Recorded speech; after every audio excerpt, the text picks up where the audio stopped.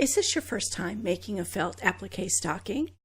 Well, choosing the right kit is very important for your success, and I've got a great suggestion for you.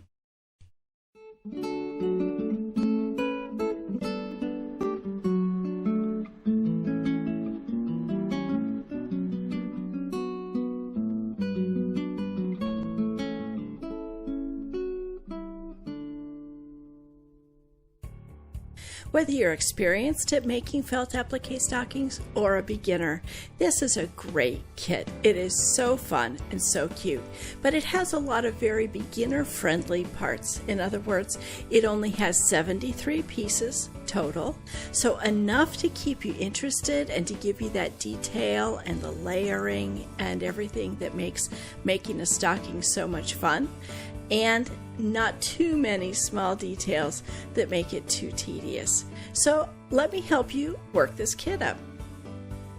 This kit is called Santa's Helper, and this is the package that you'll receive. This is the first kit I've had where the number one, or the front base of the stocking, is in two pieces. And it's kind of cool because this is the blue piece that goes on top. It's supposed to look like the sky, and then there's a white piece at the bottom. Now, the first thing you do is to cut out your first piece, number one, and you're going to cut just inside the black lines as smoothly and as cleanly as you can. And then after I'm finished cutting it, I like to look over it like this and snip off any little places where the black line is still apparent. Now, the first step in the stocking is to apply the sequins across the top edge of the. I like to dump out some clear beads. As you can see, I have a lot of them into the lid. That does help me to be able to just isolate one bead easily. And then these are going to be the blue sequins that are going to be applied to the top edge of this stocking. Now, in order to apply them, you are going to separate out a single strand of the blue floss to match the sequins. And then I'm going to use that single strand to thread a bead needle. And those bead needles, the eyes are very, very small. So I do use a threader,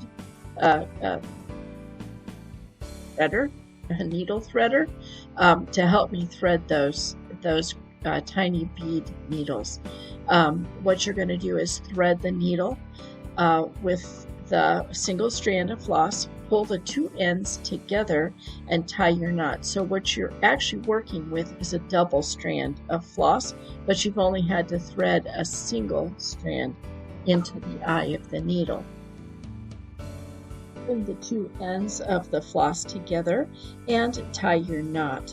That way you will have the double length, or a double working there of the floss, and you've only had to thread the needle with one strand. I always trim the little tail off. Be careful, you get too close, and I do it all the time, and all of a sudden your knot doesn't hold anymore and you have to tie another knot. But I do like to get rid of those little tails and work with something that doesn't have the tail.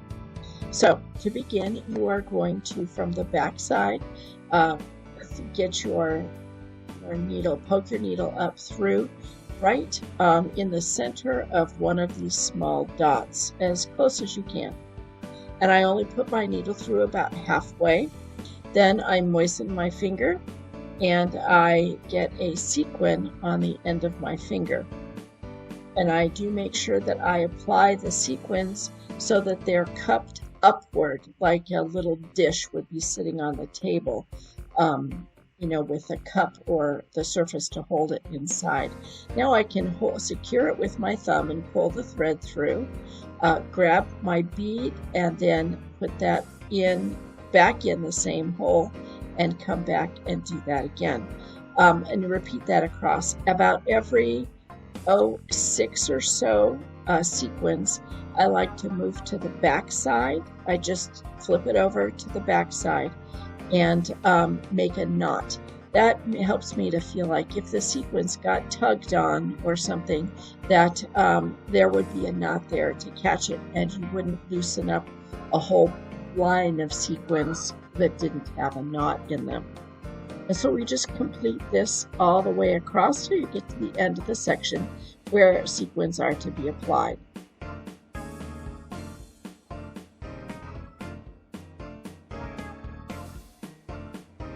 Now it's time to cut out the little stars that will go all over the top of the sequin. Of the stocking. And again, these cuts, make sure when you're cutting your pieces out that you always take the number of the piece with the piece. Don't leave stray numbers hanging around on your felt. It'll get very confusing as you get towards the end as to which number goes with what piece. It's easier to figure that out as you go, and to make sure that you take the number with each piece. Again, cut just inside the black lines for these pieces, and then apply the sequin to the piece. Then you're going to applique the piece with tiny stitches right down onto the stocking itself.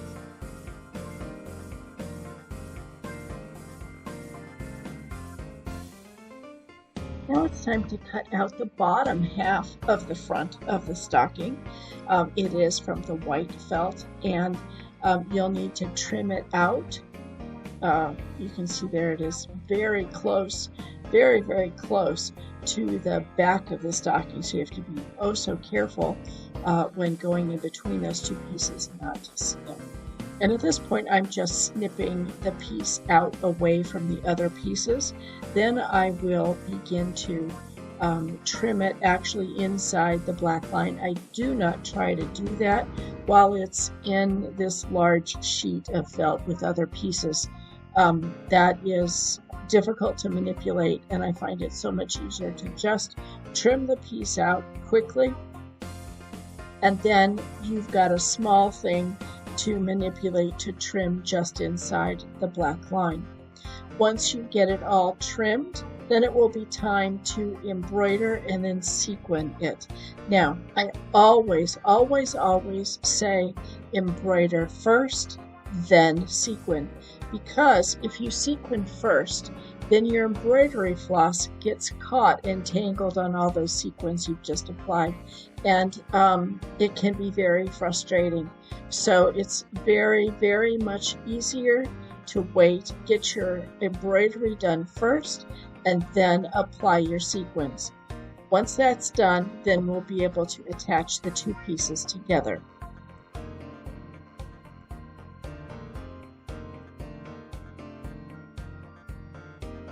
When you place a piece on the stocking, it's very important to line it up with the other pieces that you can see are going to go on the stocking, and they do give you a lot of lines. This one has an arrow right in the center, which you need to line up first. That's what you're going to do.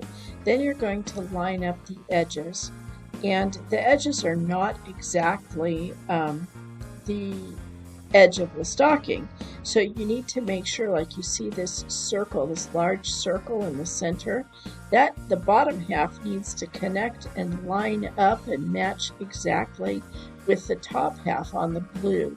That way you know you've got your piece not only in the right place, but at the right level and straight, and that really is helpful. These lines on the pieces are really, really important. Once you get it pinned and you see that everything is all lined up, then it's just a matter of stitching it with a normal, your normal just applique stitch to apply. You can see now that a few more pieces have been applied. You stuff only when it says to stuff a piece. These little antlers have been stuffed, and only the bottom part of them have been actually sewn down to the stocking. You can see even the tiniest little bits of felt and the picture are there and get layered and are just, like I said, many details. And here we're going to do the satin stitch to fill in the eye on the reindeer. You always start in the middle of the area that you're going to work on the outside, and you're going to bring your needle up just to the outside of the black line, and again go down in and back up right just on the outside of the black line, and you want your needle position to be right next to the thread that you just worked. That way your stitches are so close together that they actually fill in solid so that you don't see any of the felt through. And you just keep working your way right stitch, one stitch right next to the other towards the outside of your space. And once you get to the outside, then you're just going to go down and then come back in and work the other half of the space. I like to turn the work around and then come up again there, very close again, right just a needle width to the side of where you were, and in and out until you get the entire space filled. Always bringing your needle up and down just outside of the black line. So you're actually filling in the space and covering the black line so that it does not become part. So it's obscured. Let's call it that. It's obscured and not a part of the finished product. Once you get done, go down inside and tie a knot to finish off. And you've got your cute little eyes there. He also is going to get a French knot, a white French knot in the center of each eye. That will be kind of a little pupil of his eye and really make him look like he's got some personality there. Check out one of my other videos. I have a good tutorial on French knots, and it is noted in the title. If you need to watch that you'll get really get good instruction on how to tie a French knot. Now, this is a design choice I'm making. I thought that the reindeer would look really cute if he had a red nose, kind of like, Rudolph has a red nose. A lot cuter than this black nose that they had. So what I chose to do, and I'm taking liberties with the pattern. I don't do this very often, but I chose to do it this time. I'm going to cut out the black nose. I'm going to use it as a pattern and then trace around it on the unused side of this red felt that is being used for his mouth. And I'm going to create my own red nose so that this little guy has, I think, a much cuter little red nose. And I will also embroider the white satin stitch in the center, just approximately. I don't mark that. I just kind of do it by eyeball once I get the nose applied to the face. Here the instructions say to try to embroider the satin stitch, the black satin stitch, to fill in his mouth before you apply this little piece to his face. I thought that looked way too difficult and tedious, so I applied the red. I cut out the tongue according to the lines and applied it, appliqued it to the face first. And then I found that it was so much easier to do this satin stitch when the piece had a little bit more integrity. It was a double piece, and he was going to get a back to his head anyway, so you aren't going to see the back stitches. Now, whenever you're doing a satin stitch next to any other embroidery, you always want to make sure that you're going down when you are where you are right next to the other embroidery, not trying to come up. If you try to come up where that other embroidery is, you're going to find that you are pulling those other stitches and potentially loosening them or misshapening them and causing yourself some problems. So always make sure that you come up on the outside and go down next to the stitches that you're trying to be very, very close to.